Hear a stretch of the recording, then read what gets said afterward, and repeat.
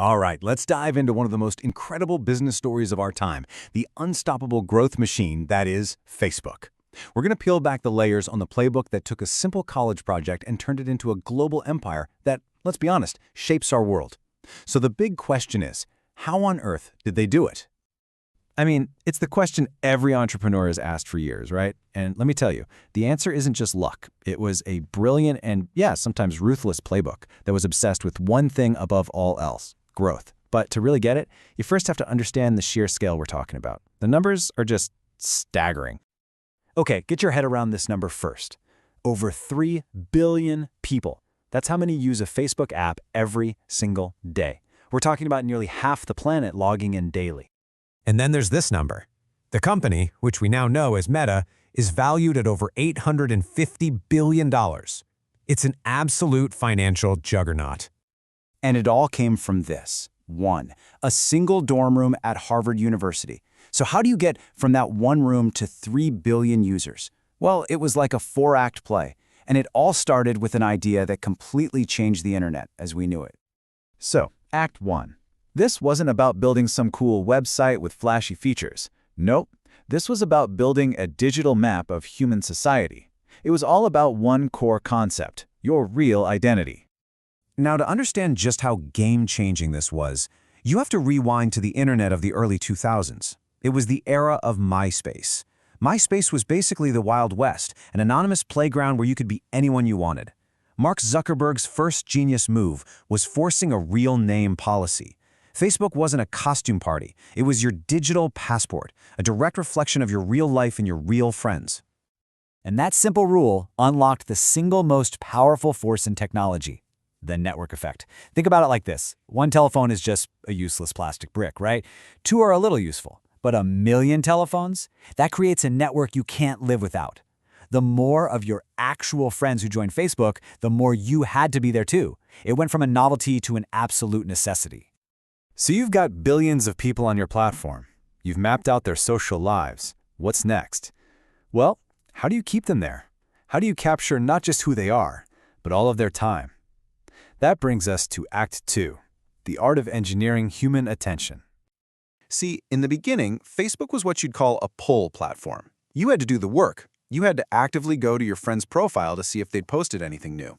But in 2006, they launched the news feed, and that changed the entire game. Suddenly, Facebook became a push platform. The most interesting stuff was delivered right to you in a stream that just never, ever ended. Now here's where it gets really clever. These two things work together like a perfect 1-2 punch. The news feed gave you that infinite scroll of content, but the like button, which came along in 2009, that was the secret sauce. Every single like you got was a tiny hit of social validation, a little shot of dopamine. And every time you gave a like, you were literally teaching the algorithm what you wanted to see more of. It was an addictive, perfectly tuned attention machine.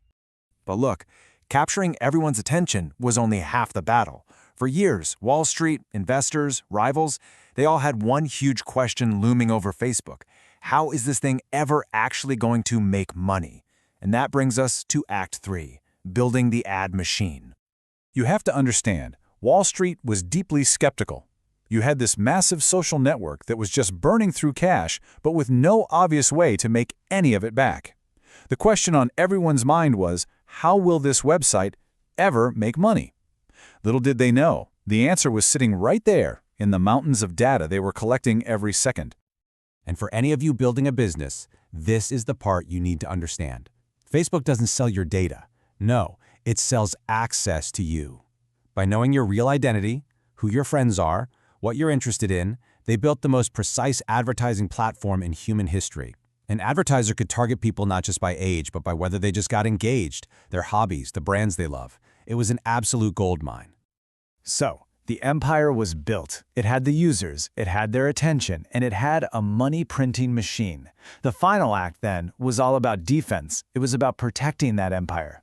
Zuckerberg knew that the biggest threat is always the next big thing that you don't own. And this is where the strategy got absolutely ruthless.